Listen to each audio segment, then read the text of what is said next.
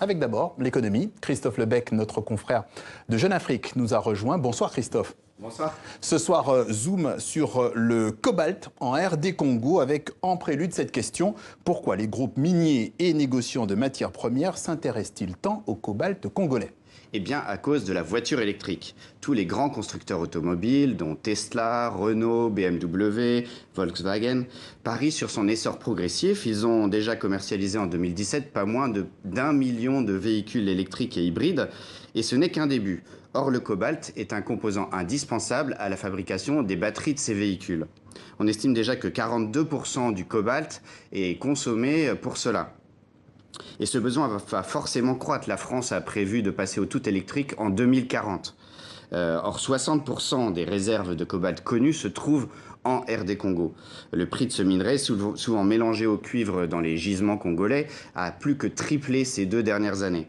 Il est donc logique que les grands groupes automobiles et les négociants s'y intéressent et manœuvrent actuellement pour que ce minerai stratégique ne leur échappe pas et qu'ils ne le payent pas à prix d'or. Et concrètement, à Kinshasa, comment les autorités réagissent finalement à cet engouement pour le cobalt? Alors, le pays vient de promulguer un nouveau code minier. Il entre ces jours-ci en vigueur et il doit faire monter le niveau des royalties sur le cobalt de 2 à 10%, donc multiplié par 5.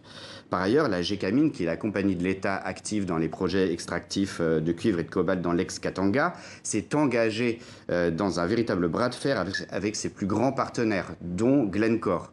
Alors, ce géant des Suisses des matières premières a dû faire à la Gécamine un chèque de pas moins de 191 millions de dollars pour éviter la dissolution de sa co-entreprise avec elle. Et il s'est engagé aussi à verser 2 milliards de dollars de dividendes à la compagnie sur les 10 prochaines années. Alors au final, est-ce que c'est une bonne ou une mauvaise nouvelle pour l'ensemble des Congolais? Alors c'est une chose de faire augmenter les revenus de l'État et de la Gécamine en surfant sur cette bonne conjoncture. C'en est une autre de trouver des bons partenaires miniers pour la RD Congo, notamment sur le plan éthique. Or on ne peut pas dire que Glencore, par exemple, est une réputation d'enfant de cœur. Il a pris pied en RD Congo en s'associant avec le controversé Dan Gertler. Cet homme d'affaires israélien, proche du président Joseph Kabila, est accusé d'avoir obtenu des permis extractifs à prix réduit avant de les revendre à prix fort au prix du marché, en engrangeant au passage quelques 1,4 milliard de dollars de bénéfices indus selon les ONG. Par ailleurs, on connaît guère les dessous de l'arrivée de nouveaux groupes miniers chinois au RD Congo.